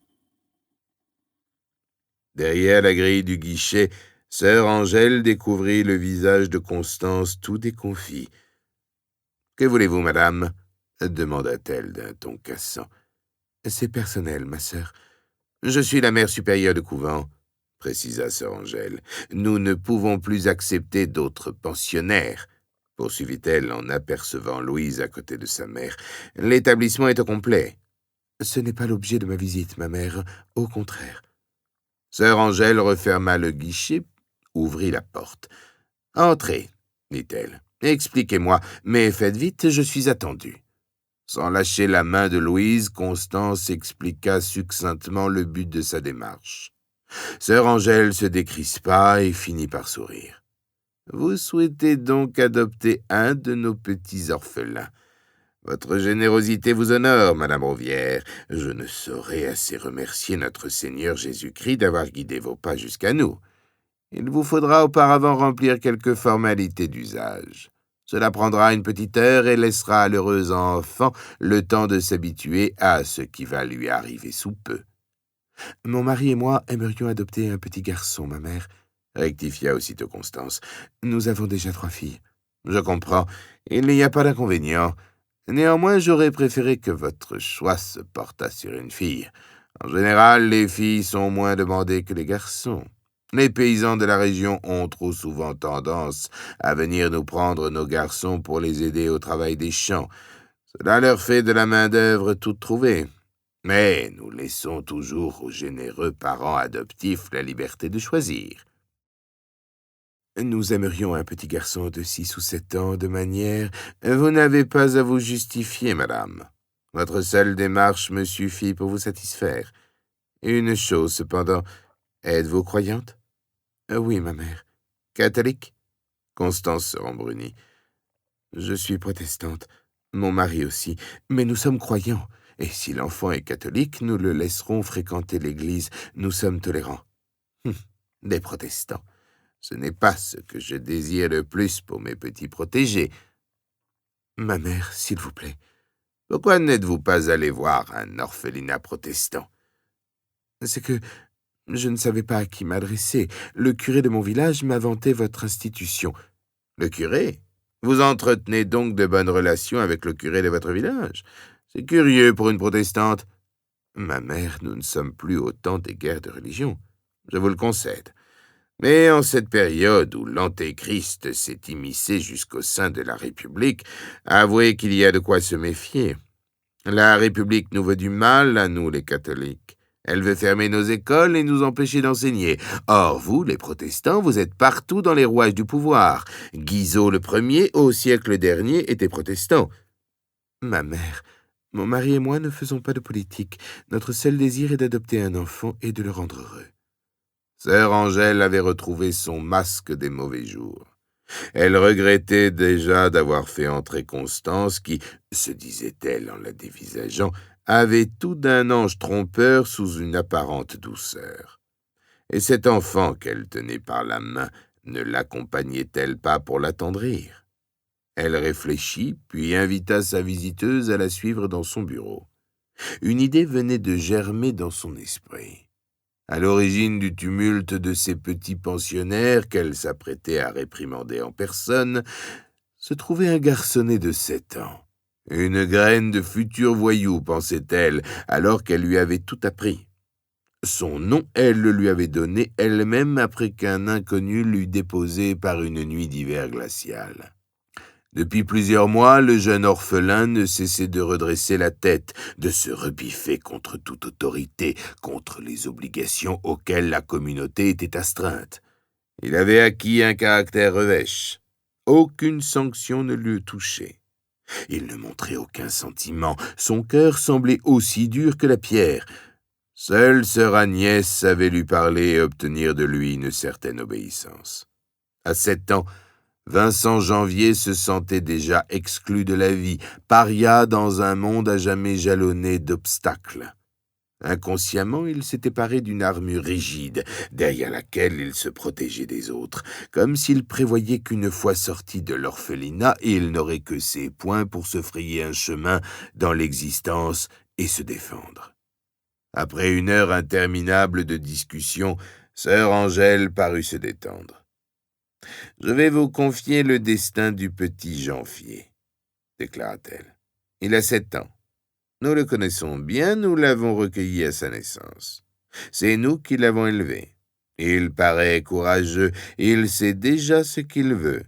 Je crois que la vie à la campagne lui conviendra parfaitement. »« Puis-je le voir ?» demanda Constance, enfin rassurée. « Je vais le faire prévenir. Vous le verrez dans 1 heure. » Sœur Agnès fut chargée de préparer le jeune Vincent à ce qui l'attendait. L'enfant ne fit aucune remarque, ne montra aucun signe de rébellion. Dans ses yeux pourtant brillait une étincelle de tristesse. Il aimait profondément la religieuse, mais était incapable de le lui dire, tant son cœur s'était fermé à tout sentiment. Sœur Agnès lui parla avec amour, lui expliqua que la dame qui venait le chercher ne voulait que son bonheur, parce qu'elle-même n'avait pas pu avoir un fils et qu'elle était très triste. Vincent resta de glace. « Personne ne m'aime, » bougonna-t-il. « Personne ne m'aimera jamais. »« Moi, je t'aime, Vincent, » s'offusqua sœur Agnès. « Toi, c'est pas pareil, » répliqua le petit garçon, l'air renfrogné. Lorsque sœur Agnès fit entrer Vincent dans le bureau de la mère supérieure, Constance se leva aussitôt émue. Elle ne put prononcer un seul mot. L'enfant, tout habillé de propre, lui parut si beau qu'elle retint ses larmes avec peine. À ses côtés, Louise ne bougeait pas, ne sachant comment agir en pareille circonstance. Sœur Angèle rompit la première le silence. « Avance donc, Vincent, » fit-elle d'un ton doucereux. « Je te présente Madame Rouvière et sa fille Louise. Dis-leur bonjour, mon garçon. »« Bonjour, » marmonna Vincent sans lever les yeux. « Madame Rouvière et son mari vont devenir tes parents. À partir d'aujourd'hui, tu iras vivre avec eux. Ils possèdent une grande ferme à la campagne avec des animaux. Ils ont 3 filles. Elles seront comme tes sœurs. Tu pourras t'amuser avec elles, aller à l'école. » « Je n'aime pas l'école. »« Ne faites pas attention, Madame Rouvière. Vincent est un peu sauvage, mais il a bon fond. Vous verrez, vous vous entendrez bien avec lui. » Constance semblait au paradis. Malgré son air renfrogné, Vincent lui paraissait angélique, avec sa mine tout en tristesse. Elle soupçonnait en lui une grande souffrance, mais ne laissa pas percevoir le sentiment de pitié qu'elle commençait à éprouver. « Bonjour, Vincent, » lui dit-elle en s'avançant vers lui. « Je suis venue pour t'emmener loin d'ici et pour t'offrir, si tu le veux, la famille que tu n'as pas eu la chance d'avoir jusqu'à présent. » Sœur Angèle se redressa vexée. « Vincent a eu une petite enfance heureuse sous notre toit, » rectifia-t-elle sèchement. Constance ne tint pas compte de sa remarque et poursuivit. « Il te faudra un peu de temps pour t'habituer à nous, mais je suis persuadée que tout se passera bien. Mon mari et moi t'aimerons comme un fils, autant que nos propres filles. Désormais, tu n'es plus sans famille. » Nous espérons que vous avez apprécié cet aperçu. Pour continuer à écouter ce livre audio sur Google Play Livres, utilisez le lien dans la description de la vidéo.